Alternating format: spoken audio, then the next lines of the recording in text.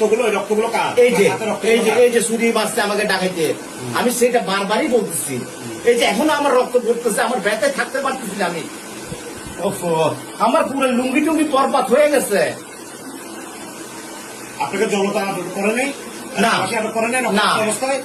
না, আমাকে একটা লোক আটক করছে। একটা লোক যখন আমি কথা বলতেছি ওনার সাথে, তার উপরে এখানে বিভিন্ন জন লোক আসে আমাকে ধরছে। হাত থেকে নিজের আত্মরক্ষা বলতে একটা কথা আছে। আপনার বোনকে কে মারলো? আমার বোনকে কে মারছে সেটা তো আমি বলতে পারতেছি না।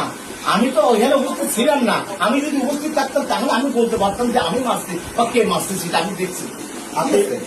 আপনি কোথা থেকে আটক হয়েছেন বলেন?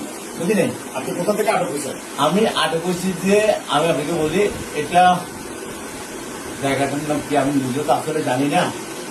আমি এদিকে তেমন একটা আসিও না। আপনি এই ঘরে কখন ঢুকছেন বলেন? এই ঘরে কখন ঢুকছেন আপনি? আমি ঢুকি নাই।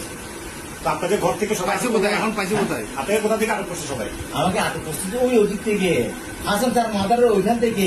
আমি কান্দি কান্দি চলে যাচ্ছি, একটা লোক আমাকে ডেকে জিজ্ঞেস করছে যে কি রে ভাই, আপনি পুরুষ মানুষ, হ্যাঁ আপনি বোরকা পরছেন কেন?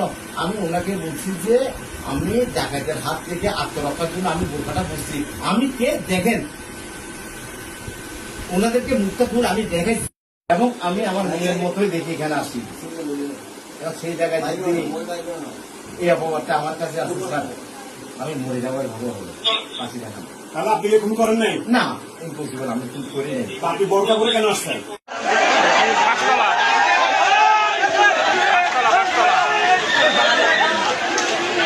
আরে এখানে আপন ভাই আপন বোনরে মেরে বসে